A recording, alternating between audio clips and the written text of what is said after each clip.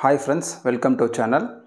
இன்னைக்கு நாம வந்து இந்த வீடியோல architecture of 8051 microcontrollerல memory பத்தி பார்க்கறோம். அதுல அந்த memoryலே வந்து ROM பத்தி மட்டும் பார்க்கறோம். Next classல RAM பத்தி பார்க்கலாம்.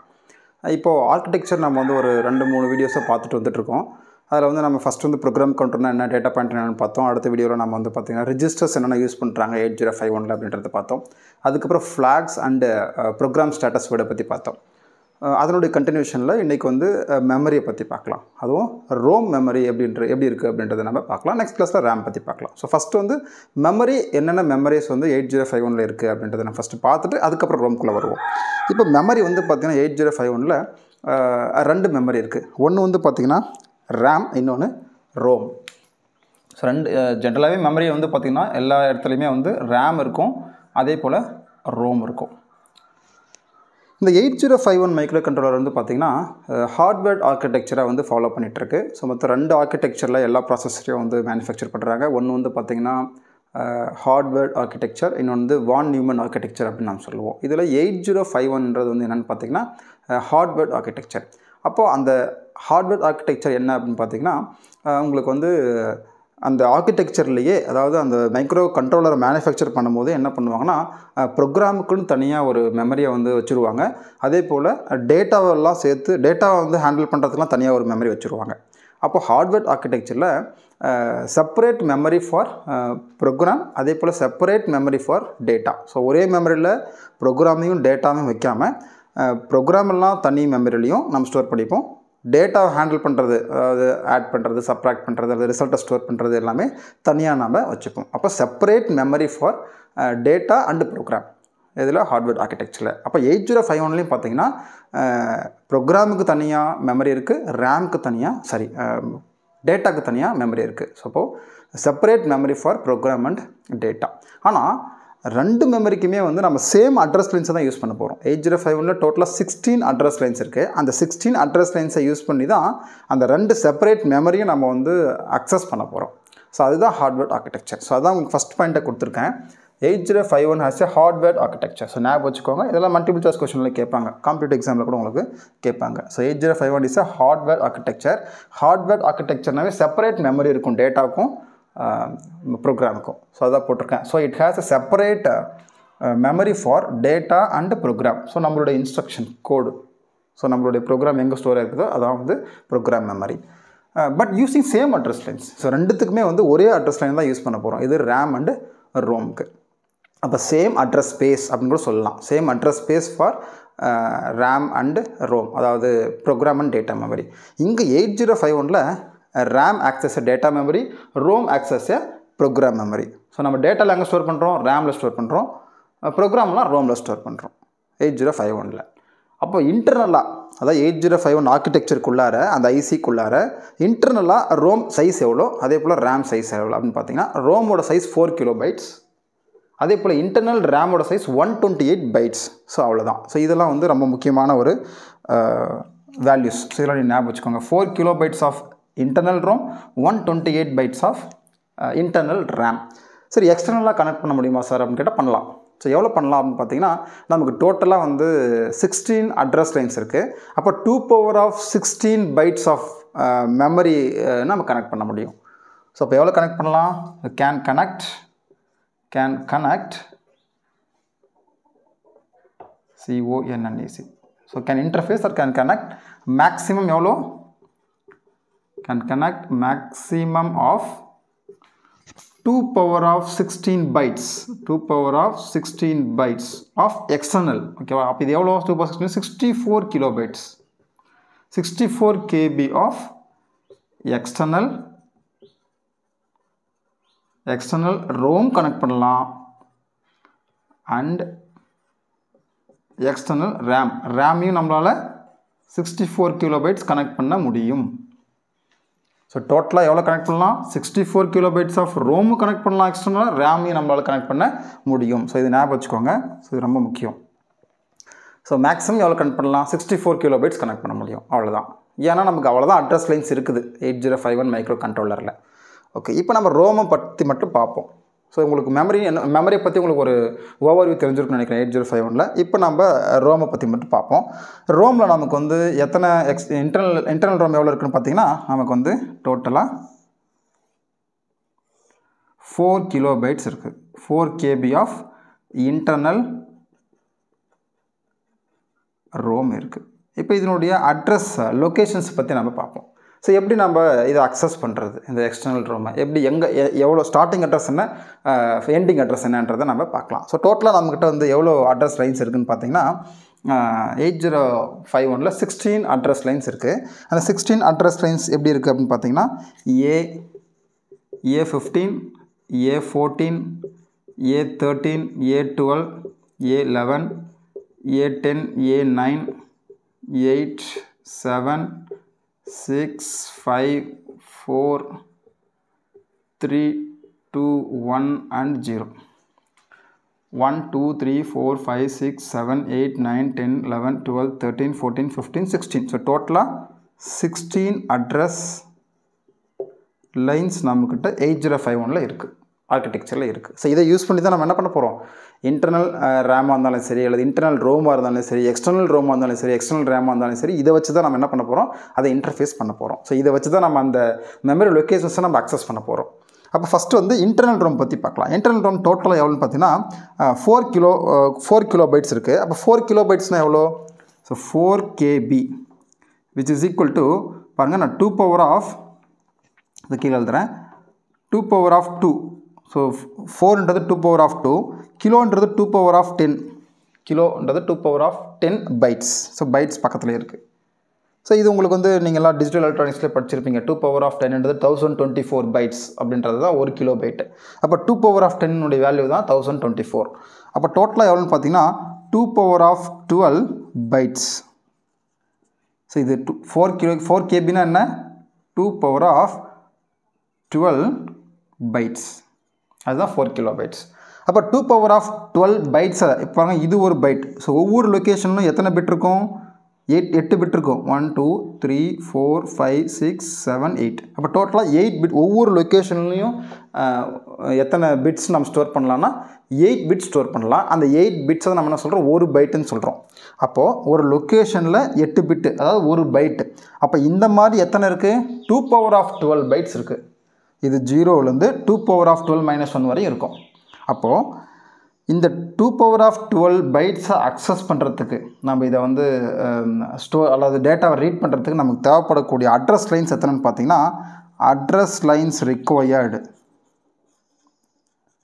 இஸ் ஈக்குவல் டு இந்த 12 தான். அப்போ 12 அட்ரஸ் லைன்ஸ் நமக்கு தேவைப்பட்டது. பட் நம்மகிட்ட எத்தனை அட்ரஸ் லைன்ஸ் இருக்குது, 16 அட்ரஸ் லைன்ஸ் இருக்குது. அந்த 16 அட்ரஸ் லைன்ஸில் நம்ம எத்தனை யூஸ் பண்ண போகிறோம், 12 அட்ரஸ் லைன்ஸ் தான் நம்ம யூஸ் பண்ண போகிறோம். எதுக்கு, இன்டர்னல் ரோமுக்கு. ஏன்னா நம்ம 4 கிலோபைட் இன்டர்னல் ரோம் தான் இருக்குது. அந்த 4 கிலோபைட் இன்டர்னல் ரோமை நம்ம அக்சஸ் பண்ணுறதுக்கு நமக்கு தேவைப்படக்கூடிய அட்ரஸ் லைன்ஸ் 12 அட்ரஸ் லைன்ஸ். ஏன்னா 2 பவரில் என்ன இருக்கோ அதுதான். இப்போ 12 இருக்குது, 12 அட்ரஸ் லைன்ஸ். அப்போ 12 அட்ரஸ் லைன்ஸில் ஸோ நாம் வந்து இந்த 4 யூஸ் பண்ண போகிறது கிடையாது. A11லேருந்து A0, அதாவது A0லேருந்து A11 வரைக்கும் 12 அட்ரஸ் லைன்ஸ் இருக்குது. அதை மட்டும் தான் நம்ம யூஸ் பண்ண போகிறோம். அப்போது இதில் 0th லொக்கேஷன் ஒன்று இருக்கும். ஸோ இதுதான் 0th லொக்கேஷன். இது ஃபஸ்ட் லொக்கேஷன், செகண்ட் லொக்கேஷன் போய்கிட்டே இருக்குது. பாருங்கள், இது first location, second location, 0th location, first location, second location போய்கிட்டே இருக்கும். ஸோ இங்கே என்ன இருக்கும், 2 power of 12 - 1th லொக்கேஷன் இருக்கும். ஸோ இது மேக்ஸ். இப்போ இதனுடைய அட்ரஸ் என்ன, ஏன்னா அந்த 0th லொக்கேஷனுடைய அட்ரஸ் நமக்கு தெரிஞ்சால் தான் நாம் வந்து அந்த பர்டிகுலர் லொக்கேஷனில் இருக்கக்கூடிய டேட்டாவை நம்ம ரீட் பண்ண முடியும் ரோம்லேருந்து. அதாவது அந்த ப்ரோக்ராமை நம்ம ரீட் பண்ண முடியும்.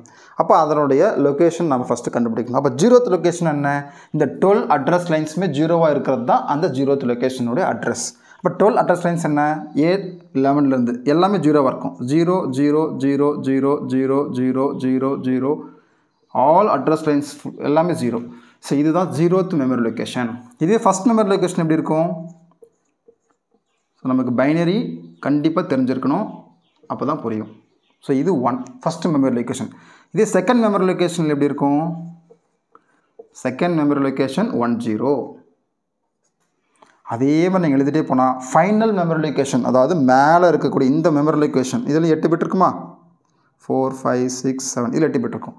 இந்த மெமரி லொக்கேஷனுடைய அட்ரஸ் என்னவாக இருக்கணும் அப்படியே நீங்கள் எழுதிட்டு வந்தீங்கன்னா எல்லாமே எழுதிட்டு வந்தீங்கன்னா ஆல் ஒன்ஸ் 1 2 3 4 5 6 7 8 9 10 11 12 இதுதான் final memory location all once. இதனோட வேல்யூ என்ன இருக்குன்னா 2 power of 12 minus 1. ஸோ நீங்கள் அது என்னன்றது கண்டுபிடிச்சிக்கோங்க.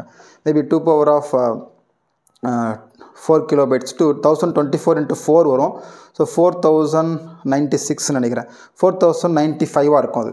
ஸோ நீங்கள் செக் பண்ணிக்கோங்க. மேபி 4095 லொக்கேஷன் இன்டர்னல் ரூமில். ஸோ எனக்கு ப்ராப்பராக கரெக்டாக தெரியல, நீங்கள் செக் பண்ணிக்கோங்க அது. ஏன்னா 4 into 1024. ஸோ பார்த்தீங்கன்னா உங்களுக்கு வந்து 24 48 எஸ் எக்ஸாக்டாக வந்து 4095 உங்களுக்கு அங்கே இருக்கும். நீங்கள் கால்குலேட்டரோட போட்டு பார்த்துக்கலாம். அப்போ இது 0th location, first location, second location. So லாஸ்ட்டில் இருக்கிறது 4000. அப்போ 4096 டோட்டலாக இருக்குது. இதனோட வேல்யூ 4096. 4096 பைட்ஸ் அப்படின்றது தான் 4 kilobytes. அப்போ டோட்டலாக எத்தனை பைட்ஸ் நம்மளால் ஸ்டோர் பண்ண முடியும்? 4096 பைட்ஸ் நம்ம இந்த 4 kilobyte இன்டர்னல் ரூமில் நம்மளால் ஸ்டோர் பண்ண முடியும். இதே இன்ட்டு 8 போட்டால் பிட்ஸ் கிடச்சிடும் நமக்கு. பட் நம்ம அந்தளவுக்கு டீப்பாக போக வேண்டாம். ஸோ அப்போ இது 0th லொக்கேஷன், இது 4095th லொக்கேஷன். ஸோ இந்த லொக்கேஷனை அட்ரஸ் பண்ணுறதுக்கு இதுதான் அட்ரஸ். பைனரியில் போட்டிருக்கேன், இது பைனரி. இதுவே நம்ம வந்து அப்போ இந்த மீதி இருக்கக்கூடிய 4 என்னவாக இருக்கும் அப்படின்னு பார்த்தீங்கன்னா ஆல்வேஸ் 0. ஏன்னா இதை நம்ம யூஸ் பண்ண போகிறது கிடையாது. ஏன்னா நமக்கு 4 kilobyte 12 அட்ரஸ் லைன்ஸ் இருந்தால் போதும். அப்போ மீதி இருக்கக்கூடிய 4 அட்ரஸ் லைன்ஸ் ஆல்வேஸ் 0 தான். ஸோ எப்பவுமே நமக்கு என்னவாக இருக்கும்? 0வாக தான் இருக்கும். ஸோ இது மேபி உங்களுக்கு நான் வேறு கலரில் போட்டு காட்டுறேன். எல்லாமே 0வாக தான் இருக்கும். ஸோ எல்லா மெமரி லொக்கேஷனுக்கும் இது என்னவாக இருக்கும்? 0வாக தான் இருக்கும். அப்போது நம்ம பைனரியில் போட்டிருக்கோம். உங்களுக்கு ஹெக்ஸாடெசிமலில் கன்வெர்ட் பண்ணும்போது உங்களுக்கு கொஞ்சம் ஈஸியாக இருக்கும் அந்த லொக்கேஷனுடைய வேல்யூ எழுதுறதுக்கு. ஸோ அதனால தான் நம்ம மைக்ரோ கண்ட்ரோலர் லேபில் செய்யும்போது கூட நம்ம வந்து அட்ரஸை வந்து நம்ம ஹெக்ஸாடெசிமலில் தான் எழுதுவோம். ஸோ ஹெக்ஸாடெசிமல் எப்படி எழுதலாம்? 4 நாளாக பிரிச்சுட்டா போதும். 4 நாளாக பிரித்து அதனோட ஈக்குவல் டெசிமல் எழுதுனா அதுதான் அதனுடைய ஹெக்ஸாடெசிமல் வேல்யூ. ஸோ எப்படி 4 நாளாக பிரிக்கலாம்? ஸோ இப்போ பாருங்கள். ஸோ நம்ம ஃபஸ்ட்டு 0th லொக்கேஷன் கண்டுபிடிக்கலாம். இது 4 நாளாக பிரிச்சுக்கலாம். இது ஒரு 4, இது ஒரு 4, இது ஒரு 4, இது ஒரு 4. அதே போல் செகண்ட் மெமரி லொக்கேஷனுக்கும் அதே போல் தான். இது ஒரு 4, இது ஒரு 4, 4, 4. அப்போ இந்த 4ம் சேர்த்து 0. 4ம் சேர்த்து என்ன வேறு கலரில் போடுற மாதிரி இருக்கா? 4ம் சேர்த்து 0. இந்த 4 பிட் என்ன பண்ணுறோம்? 0 அப்படின்னு போடுறோம் 0th மெமரி லொக்கேஷன். அடுத்த 4 0. இதனுடைய ஈக்குவலன்ட் டெசிமல் நம்ம எழுத போகிறோம். அடுத்து தேர்டு 4 பிட் 0. அடுத்தது 0. அப்போ 0 0 0 H. ஹெச்னா ஹெக்ஸாடெசிமல். அப்போ 0th மெமரி லொக்கேஷனுடைய அட்ரஸ் என்ன? 000H. அப்போ ஃபஸ்ட்டு மெமரி லொக்கேஷனுக்கு 0001. இது வந்து 1 வந்துடும். அப்போது இது 0001H. அதே போல் அடுத்தது 0002H. அதே போல் நீங்கள் எழுதிட்டே போனால் இந்த மெமரி லொக்கேஷன் அதாவது 4000 இது வந்து 4095 4095th லொக்கேஷனுடைய அட்ரஸ் என்னவாக இருக்கும்? 0. இந்த 4 அடுத்த 4. இப்போ இதனுடைய டெசிமல் அதாவது ஹெக்ஸாடெசிமலில் போடும்போது இது என்னவாக இருக்கும்? 0. இது 111 15ன்றது ஹெக்ஸாடெசிமல் என்ன? F. இது F, இதுவும் F, இதுவும் F. அப்போ இதனுடைய மெமரி லொக்கேஷனுடைய அட்ரஸ் என்னவாக இருக்கும்? 0FFFH. அப்போது இன்டர்னல் ரோமை நம்ம அக்சஸ் பண்ணுறதுக்கான மெமரி லொக்கேஷன் ஸ்டார்டிங் அட்ரஸ் என்னவாக இருக்கும்? ஸ்டார்டிங் அட்ரஸ் 0000H இருக்கும். 2 எண்டிங் அட்ரஸ் என்னவாக இருக்கும்? 0FFFH இருக்கும். ஸோ உங்களுக்கு புரிஞ்சிருக்குன்னு நினைக்கிறேன். ஸோ இதுதான் வந்து இன்டர்னல் ரோமனுடைய starting and ending address. So இந்த இன்டர்னல் ரோமை நம்ம யூஸ் பண்ணணும்னா இந்த மெமரி அட்ரஸ் ஸ்பேஸை தான் நம்ம யூஸ் பண்ண முடியும். வேறு இதுக்கு அப்புறம் அவுட் சைடு இருக்கிறது என்ன யூஸ் பண்ண முடியாது. அப்போ என்ன பண்ணணும்? எக்ஸ்டர்னல் ரோம் யூஸ் பண்ணும்போது தான் அந்த மீதி இருக்கக்கூடிய அட்ரஸ் வரும். ஸோ இது external ROM. Maximum 2 power of 16 bytes நம்மளால் கனெக்ட் பண்ண முடியும். ஏன்னா நம்மக்கிட்ட 16 அட்ரஸ் லைன்ஸ் இருக்குது. இப்போ மேக்ஸிமம் 2 power of 16 நம்மளால் கனெக்ட் பண்ண முடியும். அப்போ 2 power of 16ன்றது என்ன? 2 power of 6 into 2 power of 10 bytes, which is exactly equal to 2 power of 6ன்றது 64, 2 power of 10ன்றது K. அப்போது 2 power 64 kilobytes of external ROM நம்மளால் கனெக்ட் பண்ண முடியும்.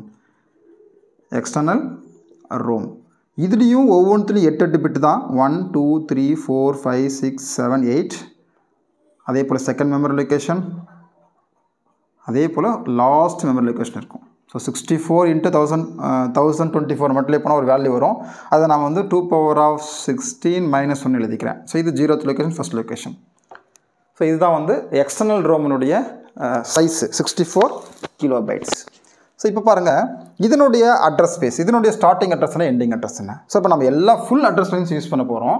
அப்போ 16மே யூஸ் பண்ண போகிறோம். அப்போ என்ன உங்களுக்கு 16 யூஸ் பண்ணும்போது, 16மே யூஸ் பண்ணும்போது அப்போது இந்த இதையும் நம்ம யூஸ் பண்ணி ஆகணும்.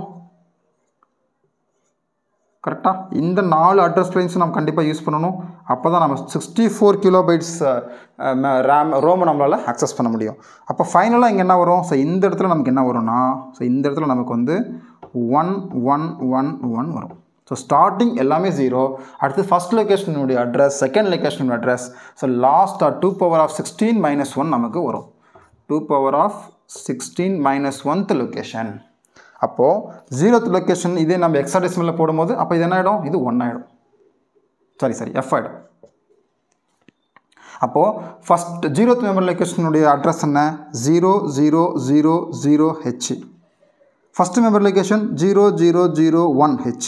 அடுத்தது 0002H. இந்த மாதிரி போய்கிட்டே இருக்கும். அப்போ லாஸ்ட் மெமரி லொக்கேஷன் என்ன, FFFFH. அப்போ எக்ஸ்டர்னல் ரோமனுடைய ஸ்டார்டிங் அட்ரஸ் என்ன, 0000H to FFFFH. ஸோ இதுதான் starting and ending address of external 64 kilobytes of ROM. So 64. இதுவே நீங்கள் 32 கூட கனெக்ட் பண்ணலாம். ஸோ அதுக்கு தகுந்த மாதிரி அட்ரஸ் லைன்ஸ் உங்களுக்கு யூஸ் பண்ணலாம். அப்போ 32 அப்படின்னா 15 அட்ரஸ் லைன்ஸ் இருந்தால் போதும், 16 தேவையில்லை. அப்போ இது ஆல்வேஸ் 0 வச்சுக்கலாம். ஸோ இப்படி தான் நம்ம என்ன பண்ணுறோம், மெமரியை வந்து இந்த 8051 மைக்ரோ கண்ட்ரோலர் கூட இன்டர்ஃபேஸ் பண்ணுறோம். இப்போது நாம் வந்து இன்டர்னல் ரோமையும் யூஸ் பண்ணலாம், அல்லது எக்ஸ்டர்னல் ரோம் மட்டும் யூஸ் பண்ணலாம், அல்லது ரெண்டுத்தையும் சேர்த்து கூட நம்மளால் யூஸ் பண்ண முடியும். ஸோ அது மட்டும் லாஸ்ட் கான்செப்ட் உங்களுக்கு சொல்லிடுறேன். ஸோ உங்களுக்கு இந்த அட்ரஸ் லைன்ஸ் அழிச்சிடுறேன். ஸோ நம்ம வந்து யூஸ் பண்ணும்போது இன்டர்னல் ரோம் மட்டும் தனியாக கூட யூஸ் பண்ணலாம், அல்லது எக்ஸ்டர்னல் ரோம் மட்டும் தனியாக கூட யூஸ் பண்ணலாம், அல்லது ரெண்டுத்தையும் சேர்த்து கூட நம்ம யூஸ் பண்ணலாம். இப்போ நான் வந்து ஒன்லி இன்டர்னல் ரோம் யூஸ் பண்ணுறேன். ஒன்லி இன்டர்னல் ரோம் அப்படி யூஸ் பண்ணும்போது அட்ரஸ் என்னவாக இருக்கும், அட்ரஸ் வந்து 0000 இருந்து 2000H இருந்து 0FFFH தான் நான் யூஸ் பண்ண முடியும். இது ஒன்லி இன்டர்னல் ரோம் யூஸ் பண்ணும்போது. இதுவே நான் வந்து I'm using only external ROM மட்டும் யூஸ் பண்ணுறேன். அப்போது அதனுடைய address, starting address, ending address எவ்வளோ இருக்கும், 0000H to FFFFH வரையும் நான் யூஸ் பண்ணிக்க முடியும். So full address space. So எல்லாமே நம்ம எல்லா அட்ரஸ் லைன்ஸையும் யூஸ் பண்ணிட்டோம். ஸோ இதுக்கு மேலே யூஸ் பண்ண முடியாது. இதுவே நான் ரெண்டுமே சேர்த்து யூஸ் பண்ணுறேன், both internal and if we are using both internal and external ROM. So ரெண்டுத்தையும் யூஸ் பண்ணும்போது இதனோட அட்ரஸ் ஸ்பேஸ் என்னவாக இருக்கும், இன்டர்னலாக இருக்கும்போது இன்டர்னல் ரோமுக்கு நம்ம எதை யூஸ் பண்ணுறோம், இன்டர்னல் ரோமுக்கு 0000H to 0FFFH வரை யூஸ் பண்ணுறோம். இதுவே எக்ஸ்டர்னல் ரோம் இதிலே நம்ம யூஸ் பண்ணும்போது, இதுவே எக்ஸ்டர்னல் ரோமுக்கு நம்ம என்ன அட்ரஸ் யூஸ் பண்ண போகிறோம், இதை தாண்டி இருக்கக்கூடிய அட்ரஸ்ஸு. ஸோ 0FFFக்கு அப்புறம் இருக்கிறது என்ன, 1000H இருந்து லாஸ்ட்டாக FFFFH வரை நம்ம யூஸ் பண்ணுறோம். ஸோ இதுதான் வந்து நம்ம மெமரியை ரோமை வந்து 3 டிஃப்ரெண்ட் டைப்ஸில் யூஸ் பண்ணலாம். ஒன்று இன்டர்னல் ரோம் மட்டும் யூஸ் பண்ணலாம், அல்லது எக்ஸ்டர்னல் ரோம் மட்டும் யூஸ் பண்ணலாம், அல்லது போத் ரெண்டுத்தையும் நம்ம யூஸ் பண்ணலாம். அப்போ இன்டர்னல் மட்டும் யூஸ் பண்ணால் இதுதான் ஸ்டார்டிங் அட்ரஸ், எண்டிங் அட்ரஸ். அதே போல் எக்ஸ்டர்னல் ரோம் யூஸ் பண்ணும்போது 000H வந்து FFFH வந்து யூஸ் பண்ணலாம். இதுவே ரெண்டுத்தையும் சேர்த்து யூஸ் பண்ணும்போது 000H வந்து 0FFFH வரையும் இன்டர்னலுக்கும், அடுத்து 10 இதுக்கு அப்புறம். ஸோ இதுக்கு அடுத்த மெமரி தான் 1000 FFFFH எக்ஸ்டர்னல் நம்ம யூஸ் பண்ணலாம். ஸோ உங்களுக்கு வந்து ரோம் பற்றி ஒரு கிளியர் ஐடியா தெரிஞ்சுக்கணும்னு நினைக்கிறேன். 8051 பற்றி, 8051 இருக்கக்கூடிய ரோமை பற்றி. நம்ம நெக்ஸ்ட் கிளாஸில் ரேம் பற்றி பார்க்கலாம். Thank you friends.